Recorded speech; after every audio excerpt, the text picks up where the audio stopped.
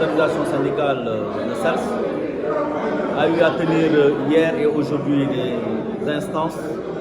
notamment le bureau exécutif national hier et aujourd'hui la commission administrative.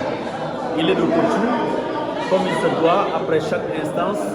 la commission administrative doit se réunir tous les 6 mois et le bureau se réunit tous les 3 mois. Il s'est assorti à ces deux instances quelques décisions phares, mais aussi des remerciements et des félicitations à l'endroit des structures comme la Commission nationale des femmes qui a eu à organiser une journée internationale de la femme à Foundiougne,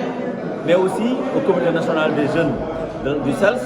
et ainsi aussi les structures comme la MUTCELS et la COACELS. Comme à son habitude,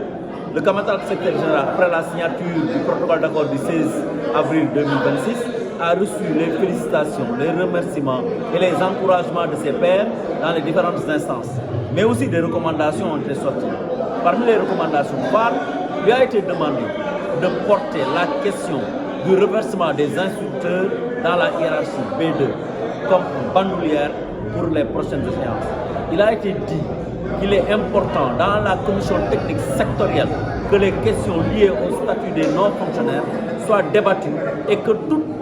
tous les points qui restent soient mis en lumière et que les gens puissent avoir maintenant des fruits de ces points-là. Il a été demandé, et d'ailleurs comme recommandation forte, que les délégués qui vont représenter le CELS au niveau des instances, surtout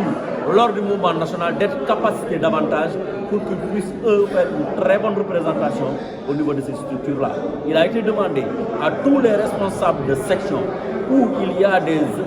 CRFPE d'aller vers ces enseignants-là, de discuter avec eux, mais aussi de mettre en lumière les bonnes choses qui sont dans notre structure,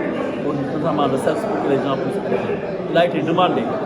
de respecter les principes fondamentaux qui nous permettent d'avancer dans nos structures, puisque c'était la première fois qu'on tenait la commission administrative après le congrès. Aujourd'hui, nous sommes sortis satisfaits de ces deux instances, parce que ça nous a permis de partager sur le protocole d'accord, récemment signé le 16 avril, mais aussi ça nous a permis de partager sur le guide du mouvement national avec les innovations qui ont été apportées pour permettre à tout un chacun, les responsables à la base, de pouvoir communiquer et communier avec les éléments qui sont à la base pour une meilleure compréhension de ces différentes structures.